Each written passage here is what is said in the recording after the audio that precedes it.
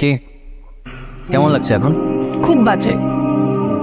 কোথায় ভেবেছিলাম আজকে আমাদের বিয়েটা হবে, কত প্ল্যানিং করব, কিছুই হলো না।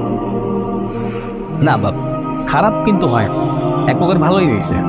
বিকজ হাতে কিছু সময় পেলাম, এই প্রকার আমি কিছু প্ল্যানও করে ফেলছি যে আমি যেভাবে হোক একটা জব ম্যানেজ করে ফেলবো, তারপরে এই এলাকাতেই ছোট্ট একটা বাসা নেব, আর সেখানে তোমার আর আমার ছোট্ট সংসার হবে। ঠিক আছে। কি হয়েছে, ভেবে আছো কেন? তাকিয়ে আছি কারণ তোমাকে দেখলেই মনে হয় যেন হারিয়ে যাচ্ছি স্নিগ্ধ রাতের তারার মেলায়, আর তোমার চোখের দিকে তাকালে মনে হয় যেন হারিয়ে যাবো গভীর মায়ার অতলে। তুমি কি জানো, তোমাকে যখন দেখি তার চেয়েও বেশি দেখি যখন দেখি না। এটার মানে না। এটার মানে হচ্ছে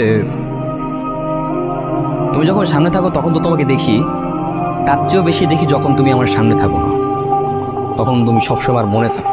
আমি তখন তোমাকে আমার মনের চোখ দিয়ে দেখি। বেঁচে থাকার বলতে হবে না, আমার লজ্জা লাগতেছে। আর মাত্র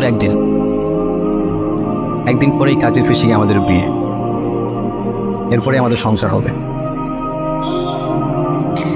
আর এই একটা দিনই যেন কাটছে না। আমার নাম সুপারম্যান হতে ইচ্ছা করছে সুপারম্যানের মতো স্পিডে ঘুরবো, আর পৃথিবীর ঘূর্ণায়ন স্পিড কমিয়ে দেব, যাতে চোখের পলকেই একদিন পার হয়ে যায়। তোমার যত সব আধ্যাত্মিক চিন্তা।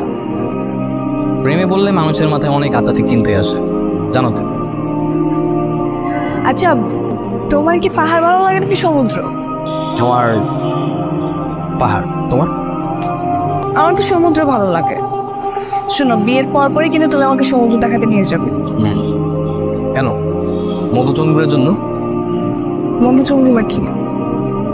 মধুচন্দ্রিমা কি বুঝো না? আচ্ছা, তো হানিমুন মানে কি বুঝো? বাইরে বাঙালি হানিমুন বুঝে, অথচ মধুচন্দ্রিমা বুঝে না।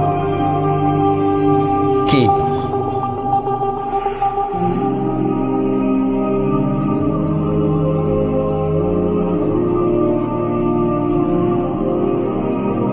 ভাইটা খুশি তো এবার? বিয়ে তো অবশেষে হয়েই গেল। হ্যাঁ বাবা, আসলে আপনাকে সত্যি অনেক থ্যাঙ্কস। স্বাধীন ঠিকই বলছিল যে আপনি আসলে এই লাভ বল। আরে দেখতে হবে না, মামা দেখা, তোমাদেরই তো মামা আমি।